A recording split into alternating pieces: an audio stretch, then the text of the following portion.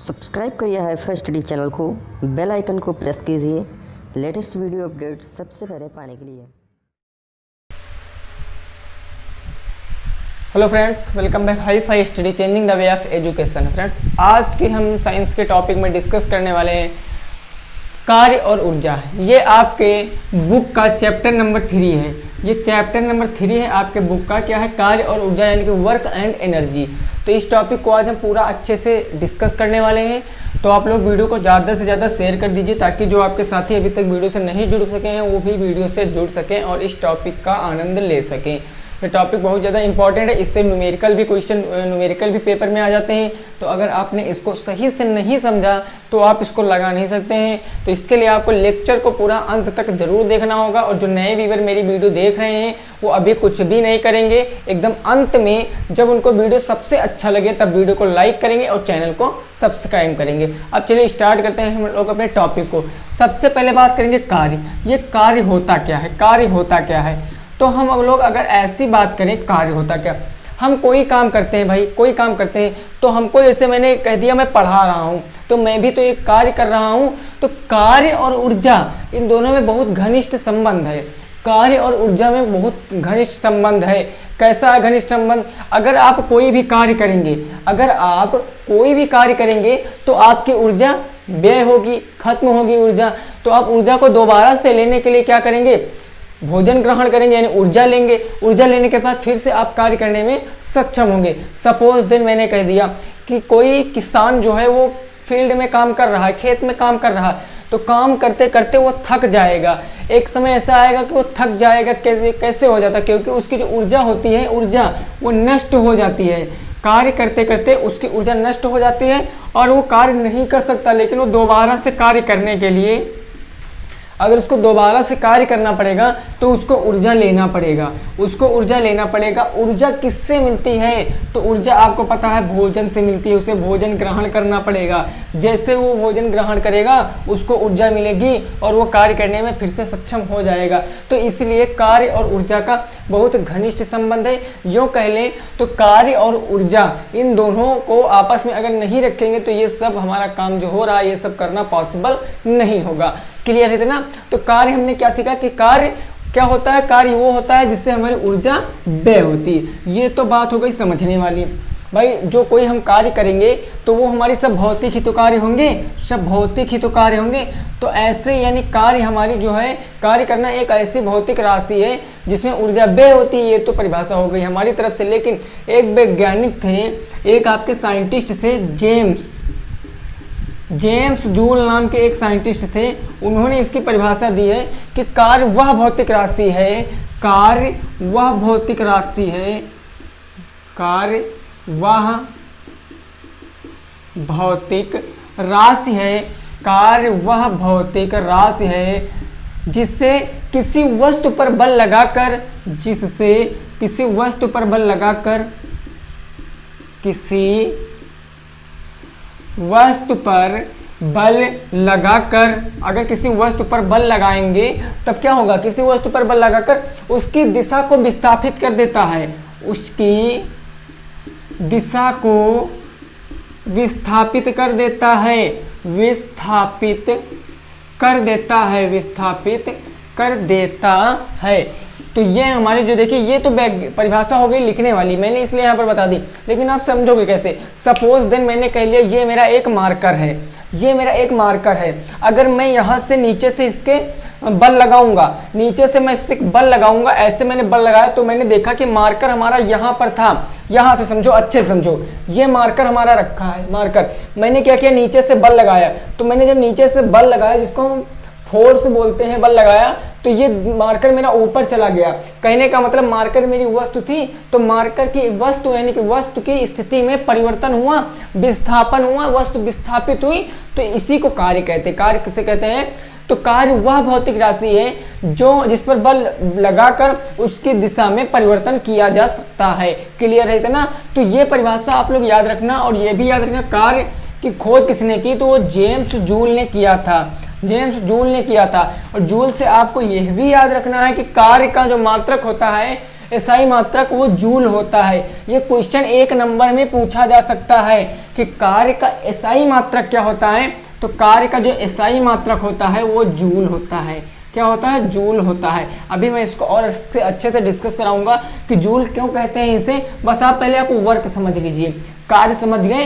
कार्य क्या है? तो कार्य वह भौतिक राशि है जिससे किसी वस्तु पर बल लगाकर उसकी दिशा में परिवर्तन किया जा सकता है। क्लियर है ना इतना? सपोज देन, अब एक हम उदाहरण से समझेंगे इसको और अच्छे से डीपली जानेंगे। एक एक पॉइंट ये समझना है हमको क्योंकि ये चैप्टर बहुत ज़्यादा इंपॉर्टेंट है। ठीक है ना? चलो डिफिनेशन समझ गए। अब हम इसको थोड़ा सा ना डायग्राम से समझ लें। ये मैंने मान लिया हमारी फर्श है, ये फर्श है जिसको हम लोग ना भूमि समझ लें, जमीन समझ लें। इस पे कोई वस्तु रखी है, ये मान लिया मैंने कोई एक वस्तु रखी है। तो इधर से अगर मैं कोई बल लगाऊंगा, मैं इधर से कोई बल लगा रहा हूँ, यहाँ मैंने फोर्स है मेरा, मैं इधर से कोई बल लगा रहा हूँ, तो मैंने इस पे वस्तु ऐसे बल लगाया, तो ऐसे बल लगाया तो वस्तु आगे की ओर बढ़ गई, यानी वह वस्तु यहाँ से बढ़कर यहाँ पर वह वस्तु आ गई, यहाँ पर वह वस्तु आ गई।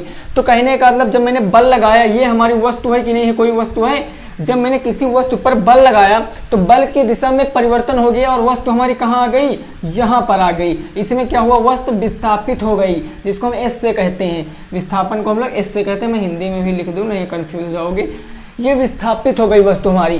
तो डायग्राम अगर आप समझ गए तो बल की परिभाषा, वर्क की परिभाषा बहुत अच्छे से क्लियर कर सकते हो कि अगर किसी वस्तु में बल लगाया जाता है तो उसकी स्थिति में परिवर्तन हो जाता है, जिसे हम कार्य कहते हैं, जिसे हम कार्य कहते हैं। भैया मैंने कार्य किया, बल लगाया तभी तो कार्य हुआ। तो ये होती है आपकी वर्क की परिभाषा, ये होती है डिफिनेशन ऑफ वर्क, कार्य की परिभाषा। समझ गए इतना? बोलो समझ गए। अब बात करते हैं कार्य का फार्मूला क्या होता है, क्योंकि इसके रिलेटेड छोटे छोटे न्यूमेरिकल आपके बुक में दिए गए हैं, तो आपको अच्छे से समझना है, आपको बहुत अच्छे से समझना। जो कार्य बराबर आपका होता है, कार्य बराबर आपका होता है बल गुणे बल की दिशा, बल गुणे बल की दिशा, ये होता है आपका कार्य का फार्मूला। कार्य बराबर आपका होता है बल गुणे बल की दिशा। अब देखो कार्य यानी कि वर्क, तो वर्क मतलब क्या होता है? W होता है वर्क। W बराबर आपका बल को इंग्लिश में कहते हैं फोर्स, तो उसको F से लिखते हैं, और बल की दिशा यानी विस्थापन को हम लोग S से लिखते हैं। तो ये मेरा फार्मूला बन जाता है W बराबर F गुणे S, W बराबर F गुणे S, यानी कि W क्या होता है? मेरा कार्य होता है, F क्या होता है? मेरा बल होता है, और S क्या होता है? मेरी बल की दिशा होती है, बल की क्या होती है? दिशा होती है। अब समझो यहाँ पर जो बल होता है, मैंने तो बता दिया कार्य का एसआई मात्रक क्या होता है। अभी मैंने बताया कार्य का एसआई मात्रक तुम्हारा जो होता है वो होता है तुम्हारा, कार्य का एसआई मात्रक होता है जूल। कार्य का एसआई मात्रक क्या होता है? जूल। ये क्वेश्चन याद रखना। लेकिन बल का एसआई मात्रक पूछ लिया जाएगा तो क्या होगा? बल का एसआई मात्रक, तो बल का एसआई जो मात्रक होता है तुम्हारा वो होता है भैया न्यूटन। क्या होता है? न्यूटन। अभी मैं डिस्कस कराऊंगा, पहले ये छोटे छोटे पॉइंट समझ लीजिए। बल का एसआई मात्रक क्या होता है? न्यूटन। अब बात करें विस्थापन, तो विस्थापन को काहे से लिखते हैं? विस्थापन का एसआई मात्रक, विस्थापन का एसआई मात्रक आपका होता है, विस्थापन का एसआई मात्रक मीटर। क्या होता है? मीटर। अब यहाँ से एक पॉइंट उठती है, अगर हमको कार्य का मतलब जूल का मतलब हम जे से लिखते हैं, बड़े वाले जे से लिखते हैं, न्यूटन को एन से लिखते हैं, और मीटर को हम लोग काहे से लिखते हैं? एम से लिखते हैं। ठीक है ना? तो अगर मैं यहाँ पर कार्य का मात्रक कहीं कहीं तो जूल आपको मिल जाएगा, यानी एसआई मात्रक तो जूल होता है, एसआई मात्रक कार्य का जूल तो होता है, लेकिन इसका एक मात्रक और होता है जिसको हम लोग कहते हैं न्यूटन मीटर। इसको हम लोग कहते हैं न्यूटन मीटर। अगर आपने जूल, आपके 4 ऑप्शन दिए गए, आपको 4 ऑप्शन दिए गए, सपोज देन मान लिया गया कार्य का मात्रक बताओ, पहला दे दिया गया आपका न्यूटन, और दूसरा दे दिया गया आपका मीटर, तीसरा दे दिया गया आपका न्यूटन मीटर, और चौथा दे दिया गया आपको ओम। अब इसमें से आपसे पूछ लिया जाए, 4 ऑप्शन दिए गए, पूछा जाए कार्य का मात्रक क्या, तो आप तो रटे हो कि कार्य का मात्रक जूल है, लेकिन अगर आपको ये नहीं पता कि कार्य का एक और मात्रक होता है न्यूटन मीटर, तब आप यहाँ पर गलत कर दोगे। न्यूटन मीटर ऑप्शन में दिया गया है लेकिन जूल नहीं दिया गया है, तो न्यूटन मीटर भी मेरा करेक्ट आंसर होता है। न्यूटन मीटर भी मेरा करेक्ट आंसर होता। समझ गए इतना कि कार्य का ऐसा मात्रक जूल भी होता है जिसको जे से लिखते हैं, और न्यूटन मीटर भी होता है। समझ गए इतना समझ गए। अब बढ़िए थोड़ा बढ़ते हैं आगे, थोड़ा सा आगे बढ़ते हैं। इतना समझ गए तो बहुत अच्छी बात है। अभी थोड़ा सा लेक्चर समझ लीजिए, अभी एग्जाम्पल में पहुंचेंगे जहाँ न्यूमेरिकल हम लोग सॉल्व करते हैं। ये फार्मूला आप लोग स्क्रीनशॉट ले लीजिए, फिर आगे चलते हैं हम लोग, है ना। फिर आगे चलते हैं। चलो अच्छे से वीडियो लेक्चर को एकदम अच्छे से समझना और समझ में आएगा, ये मैं गारंटी दे रहा हूँ। एकदम मन से पढ़ना पढ़ाई करना भाई, क्योंकि साइंस अभी अभी शुरू हुई है, तो अभी ये साइंस का टॉपिक थोड़ा सा हमको ख़त्म करना है 10-12 दिनों में, थोड़ा सा कम से कम 30% तो खत्म ही करना है ना। अब मैं बात करूं कि 1 जूल आया कहाँ से, ये क्वेश्चन आपके पेपर में आया है कि 1 जूल कहाँ से आया, हमको फाइंड करना है कि 1 जूल कहाँ से आया, ठीक है ना। ये क्वेश्चन आपके पेपर में है, बुक में है कि बता देगा कि सिद्ध करो 1 जूल कैसे आता है, सिद्ध करो 1 जूल कैसे आता है। ये आपके क्वेश्चन जो पेपर, ये क्वेश्चन है आपके बुक में है भी ना, इंक्लूड है, तो टेंशन मत लेना, समझो। मैं बात करूं W बराबर क्या होता है, W बराबर F गुणे S होता है कि नहीं होता है, F गुणे S, यानी कि फोर्स बल गुणे विस्थापन या बल की दिशा, कार्य बराबर। मैं कह लूं कार्य हमको ज्ञात करना है, कार्य हमको ज्ञात करना, और मैंने मान लिया बल जो लग रहा है वो 1 न्यूटन का लग रहा है। बल कितना लग रहा है, 1 न्यूटन का, और जो हमारा विस्थापन हो रहा है वो भी 1 मीटर का हो रहा है। मैंने बताया विस्थापन का सही मात्रक मीटर, तो मैंने मीटर में ही लिखा। हमको कार्य ज्ञात करना, तो हम कार्य कैसे ज्ञात करेंगे, 1 एकम 1 n हो गया और m हो गया, यानी W की वैल्यू कितनी आ गई, 1 न्यूटन मीटर। कार्य बराबर कितना आ गया, 1 न्यूटन मीटर, और 1 न्यूटन मीटर कार्य का मात्रक 1 न्यूटन मीटर। न्यूटन मीटर को हम लोग क्या भी कहते हैं, हम लोग जूल भी कहते हैं। क्या कहते हैं, जूल, जिसको किससे लिखते हैं, जे से लिखते हैं। तो 1 जूल कहाँ से आया, जब 1 न्यूटन का बल लगता है और वस्तु 1 मीटर आगे बढ़ती है, तो मेरा जो कार्य आता है वो 1 जूल आता है। सपोज देन मान लो, थोड़े से समय के लिए समझो, मैंने कह दिया ये आपकी एक फर्श है, ये मैंने एक फर्श बना दिया। यहाँ पर मैंने कहा यहाँ पर कोई वस्तु रखी है, यहाँ पर कोई वस्तु रखी है, मैंने यहाँ से वस्तु पर फोर्स लगाया, बल लगाया, यहाँ पर मैंने वस्तु पर बल लगाया, और कितना लगाया है बल, जरा बताओ, 1 न्यूटन का। मैंने 1 न्यूटन का बल यहाँ से लगा दिया। अब जब मैंने 1 न्यूटन का बल लगाया तो वस्तु आगे बढ़कर इतनी दूरी पर आ गई, वस्तु आगे बढ़कर इतनी दूरी पर आ गई।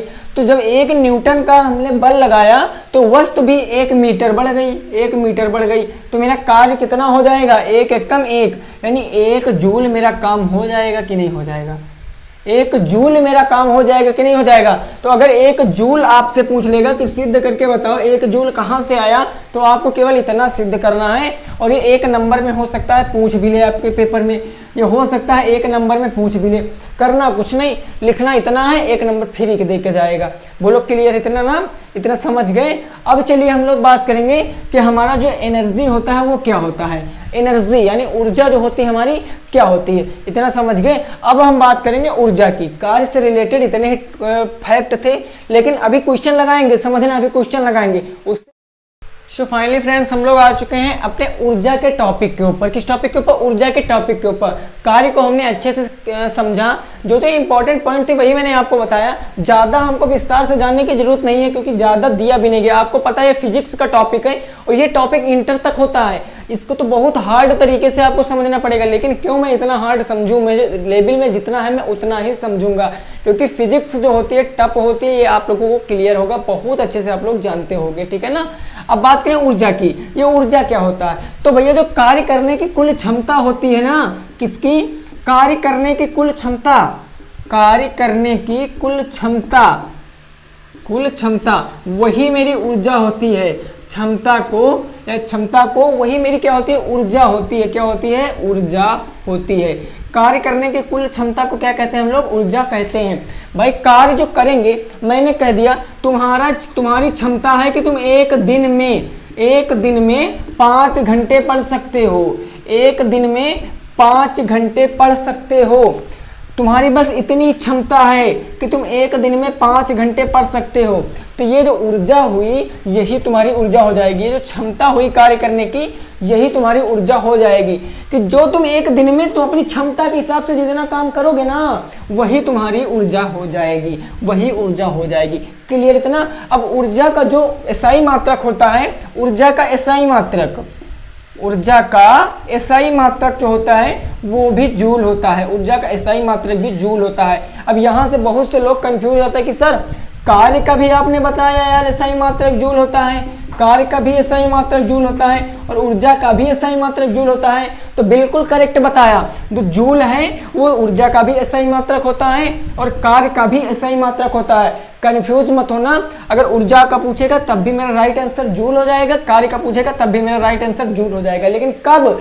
अगर ऑप्शन में जूल दिया गया है तब। अगर ऑप्शन में न्यूटन मीटर दिया गया है तो हम न्यूटन मीटर लगाएंगे, अगर जूल नहीं दिया गया तो newton metre. Is right answer. समझ गए ना? इतना समझ गए। अब बात करेंगे ऊर्जा हमारी कितने प्रकार की होती है, टाइप ऑफ एनर्जी, मेरी एनर्जी कितने प्रकार की होती है। तो चलिए पहुंचते हैं टाइप ऑफ एनर्जी की तरफ और देखते हैं हमारी एनर्जियां कितने प्रकार की होती हैं। देखिए अब आपके सामने लिखे हैं ऊर्जा के प्रकार। ऊर्जा इतने प्रकार की होती है। पहला है आपका यांत्रिक ऊर्जा, दूसरा है ऊष्मीय ऊर्जा, तीसरा है प्रकाशिक ऊर्जा और चौथा है चुंबकीय ऊर्जा, फिर विद्युत ऊर्जा, ध्वनि ऊर्जा, रासायनिक ऊर्जा, नाभिकीय ऊर्जा और लास्ट है मेरा सौर ऊर्जा। टोटल ऊर्जाएं मेरी इतने प्रकार की होती हैं। तो एक एक ऊर्जा को हम बहुत अच्छे से डिस्कस करने वाले हैं, टेंशन मत लेना, हर एक चीज को बताऊंगा, क्योंकि ये जो टॉपिक है ये एक वीडियो में एंड होने वाला नहीं है, इसके ऊपर और भी वीडियो आएंगे, क्योंकि ये टॉपिक बहुत सा लंबा है, बहुत बड़ा टॉपिक है और आपको समझ में आएगा, क्योंकि सभी चीजों को मैं एक वीडियो में बताने वाला नहीं हूँ। अगर सभी चीजों को मैं एक वीडियो में बता दूंगा तो आपके सर के ऊपर से जाने लगेगा। केवल मैं उतना ही आपको एक वीडियो बताऊंगा जितना आप एक दिन में समझ सकते हैं। क्लियर? देखिए अब मैं बात करूं यांत्रिक ऊर्जा। तो यांत्रिक ऊर्जा होती क्या है?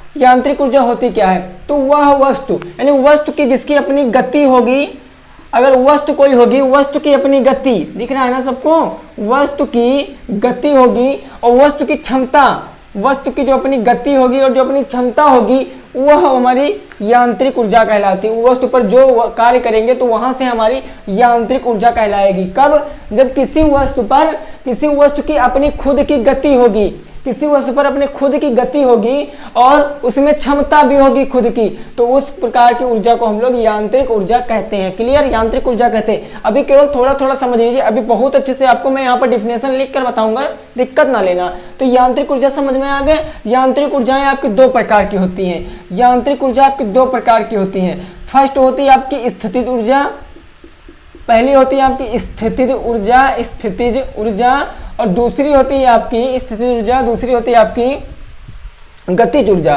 दूसरी होती है आपकी गतिज ऊर्जा। पहली होती है स्थितिज ऊर्जा और दूसरी होती है आपकी गतिज ऊर्जा। तो ये चीज आप लोग क्या करिए, स्क्रीनशॉट ले लीजिए, क्योंकि यहीं से भी एक क्वेश्चन पूछ लिया जाता है, सीधे पूछ लेगा ऊर्जा का प्रकार है, ऊर्जा का प्रकार है, 4 ऑप्शन दे देगा, 4 ऑप्शन में एक ये दे देगा और यहां से कुछ भी दे सकता है। तो आपको याद रखना ये सभी इंपॉर्टेंट है। एक एक पॉइंट ऑफ व्यू से हर एक टॉपिक इंपॉर्टेंट होता है, तो आपको बहुत अच्छे से क्लियर करना है, ठीक है ना। अब हम बात करेंगे अपनी यांत्रिक ऊर्जा की और इसके दो जो ऊर्जा है, स्थितिज ऊर्जा और गतिज ऊर्जा, इससे रिलेटेड क्वेश्चन भी कैसे आता है, इसका फार्मूला क्या होता है, सभी चीजें हम लोग डिस्कस करने वाले। तो वीडियो में अंत तक जरूर बना रहे हैं। अगर वीडियो अच्छी लग रही है तो वीडियो को लाइक जरूर कर दे दोस्तों और अपने दोस्तों के साथ शेयर कर दे। अब चलिए बात करते हैं हम लोग यांत्रिक ऊर्जा की। ये मेरी यांत्रिक ऊर्जा क्या होती है।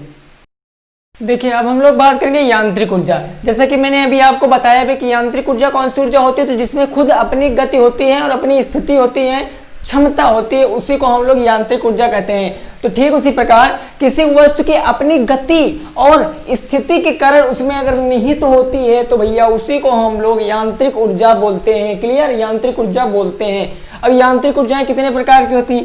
पहली होती है आपकी स्थितिज ऊर्जा।